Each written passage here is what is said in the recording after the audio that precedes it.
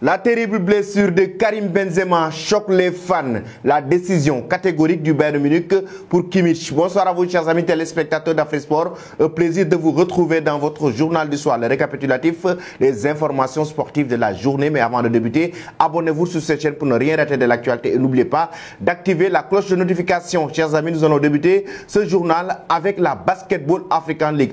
Après la conférence du Nil et la conférence du Sahara, on connaît désormais autour tournoi final qui se joue actuellement à Kigali, les finalistes de la Basketball African League 2023 et il s'agit de l'AS Douane et du club malien. On va y revenir tout à l'heure. Déjà, nous débutons avec la première demi-finale qui a eu hier entre l'AS Douane qui dispose du Petro Luanda et file en finale de la Basketball African League 2023. L'AS Douane va disputer sa première finale de la balle. Les Sénégalais ont signé une grosse performance sur un score de 86-92 face au Petro Luanda, le club angolais vice-champion et qui n'avait jusqu'ici enregistré aucun revers. Les Gabelous n'ont rien lâché dans ce match. Jean-Jacques Boissy a également contribué à cette victoire. D'ailleurs, il a été le meilleur marqueur de cette rencontre. Après cela, c'est Al Ahly qui a rejoint donc l'AS Douane en finale de la Basketball African League après sa belle victoire face au club malien. Il y aura une finale inédite entre Al Ahly et l'AS Douane. Les Égyptiens, pour leur participation, disputeront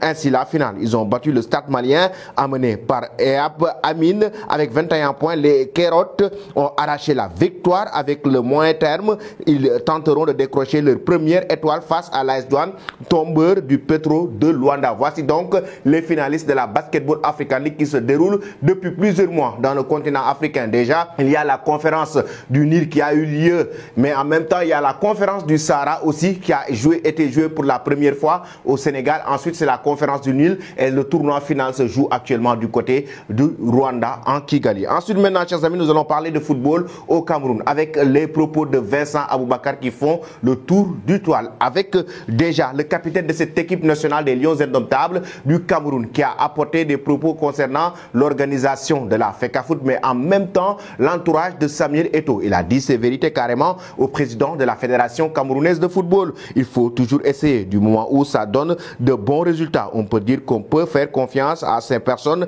Après, des fois, il y a des expériences qui se passent aussi mal. Aujourd'hui, le Cameroun est dans une spirale négative. Le président de la fédération, Samuel Eto'o, a la volonté pour faire avancer les choses, mais je trouve qu'il n'est pas bien entouré. Il faut s'entourer des gens compétents. Pour réussir, quand tu as une vision, il faut amener des gens qui partagent la même vision que toi. Ils vont t'aider à réaliser tes ambitions, sinon tu tires vers le bas, a fait savoir Vincent Aboubakar au micro de Canal. Et oui, c'est le capitaine de cette équipe nationale des Lions indomptables du Cameroun. Il y a la polémique qui était née après d'ailleurs sa défaite lors des éliminatoires de la CAN 2023, comme quoi que Rigobert Song doit être limogé. Êtes-vous d'accord, chers amis? Avec ça, vous nous le dites en commentaire. Est-ce que le sélectionneur du Cameroun doit être limogé, Rigobert Song, notamment après aussi son clash avec André Onana? Nous filons maintenant en Espagne avec la terrible blessure de Karim Benzema. Ça choque complètement les fans, notamment sur les réseaux sociaux. La vidéo est devenue virale, mais aussi très sensible avec 5 points de suture. Karim Benzema s'est blessé lors de la rencontre qui opposait le Real Madrid au Rayo Vallecano. L'international français a joué le match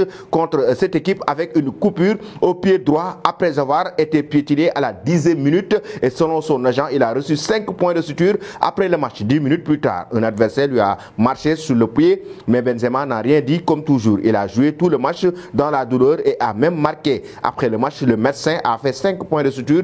Dans le vestiaire a écrit Karim Kajiri, l'agent de Karim Benzema, sur son compte Twitter. Maintenant, nous allons terminer en Allemagne maintenant avec la décision du Bayern Munich concernant son milieu de terrain très talentueux. Il s'agit de Kimmich actuellement qui est dans le viseur du FC Barcelone. Oui, le club catalan veut le décrocher et actuellement le Barça est en train de voir comment remplacer Sergio Busquets qui n'est plus un joueur du Barça la saison prochaine. Et le Bayern Munich reste catégorique selon les informations de Sky Sport, notamment de Fabrizio Romano, le journaliste très réputé et très crédible qui dit que le Bayern Munich est carrément catégorique sur sa décision, ne compte pas négocier avec aucun club pour Kimmich. Le Bayern Munich veut bel et bien que son joueur reste au sein du club bavarois. Fabrizio Romano nous dit toujours la même situation pour Kimmich. Aucune intention de négocier du côté du Bayern Munich car ils veulent seulement qu'il reste. Ils ne comptent pas vendre Kimmich. C'est clair est net. Le Bayern de Munich ne vend pas Kimmich. Le Bayern de Munich n'a pas l'intention de négocier pour Kimmich. Il veut maintenir son joueur allemand. Pensez-vous, chers amis, que Kimmich doit faire le forcing pour rejoindre le club catalan, le FC Barcelone? Donnez vos avis en commentaire. Toi qui me suis et qui ne t'es pas encore abonné, c'est le moment de le faire et n'oublie pas d'activer la cloche de notification. Merci et très bonne soirée.